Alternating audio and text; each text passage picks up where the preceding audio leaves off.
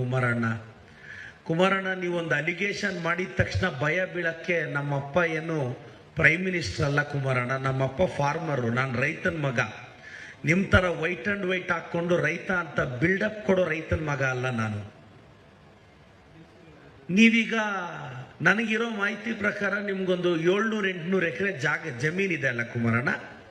ಅದು ಏನು ಕುಮಾರಣ್ಣ, ರಾಮನಗರದಲ್ಲಿ ಫಾರ್ಮ್ ಹೌಸಲ್ಲಿ ಬದನೆಕಾಯಿ ಮಾರಿ ತಗೊಂಡ್ರ? ಸೋರ್ಸ್ ಹೆಂಗೆ ಕುಮಾರಣ್ಣ? ಬಿಡದಿ ರೈತರಿಗೆ ಕೇಳ್ತಾ ಇದ್ದೀನಿ. ಬಿಡದಿಯಲ್ಲಿ ಅನಿತಕ್ಕದು 32 ಎಕರೆ ಜಮೀನಿದೆ. ಇದು ನಾನು ಹೇಳಿದ್ದಲ್ಲ, ನೆನ್ನೆ ಅನಿತಕ್ಕ ಅವರೇ ಹೇಳಿದ್ದು ಬಿಡದಿಯಲ್ಲಿ 32 ಎಕರೆ ಇದೆ ಅಂತ. ಕುಮಾರಣ್ಣ 32 ಎಕರೆ 1 ಕೋಟಿ ರೂಪಾಯಿ ಅನ್ನೋಣ ಬಿಡದಿ ಹತ್ರ ನೀವು ತಗೊಂಡಾಗ. 32 ಕೋಟಿ ಹೆಂಗ್ ಬಂತು ಕುಮಾರಣ್ಣ? ರಾಮರಾಜ್ ಪಂಚೆ ಮಾರಿದ್ರ ಕುಮಾರಣ್ಣ? Ramraj banian, Ramraj shirt, Ramraj brand ambassador ಆಗಿದ್ರ ಕುಮಾರಣ್ಣ?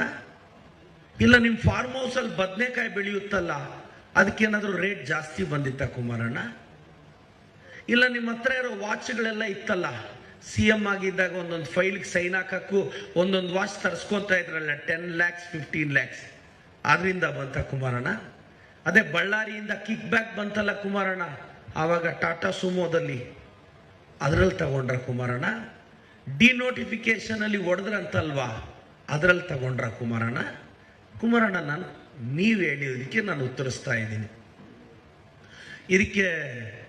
ಇದಕ್ಕೆ ಆನ್ಸರ್ ಮಾಡ್ಬಿಟ್ರೆ ನಾವು ಕುಮಾರಣ್ಣ ಅವ್ರ ಇಂಟಿಗ್ರಿಟಿನ ಪ್ರಶ್ನೆನೇ ಮಾಡಲ್ಲ.